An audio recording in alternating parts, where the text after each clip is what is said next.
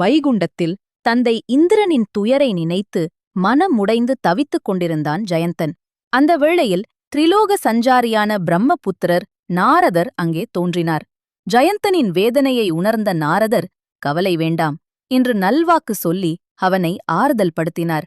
சிவன் மகன் அவதரித்து விட்டான், சூரனின் வீழ்ச்சி நெருங்கிவிட்டது என்று கூறிய அந்த வார்த்தைகள் ஜயந்தனின் நெஞ்சை குளிரச் செய்தன. பின்னர் தமது பயணத்தை தொடர்ந்த நாரதர் தென்திசை நோக்கிச் சென்றார். அங்கே விந்தியமலை சாரலில் அரசாழ்ந்து வந்த விந்தியனை சந்தித்தார்.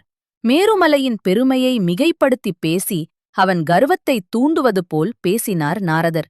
அந்த வார்த்தைகள் விந்தியனின் உள்ளத்தில் அகந்தையை எரிய வைத்தன. கன நேரத்தில் விந்தியமலை அளவில்லாமல் வளரத் தொடங்கியது. சூரியனின் சஞ்சாரம் தடைப்பட்டது. பூமியின் ஒரு பக்கம் அந்தகாரத்தில் மூழ்கியது. யாகங்கள் நின்றன.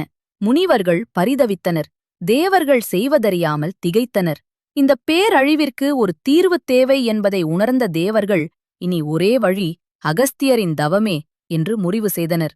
இத்தகைய புராண கதைகளை கேட்க டிவைன் புராணம் சேனலை சப்ஸ்கிரைப் செய்யுங்கள்.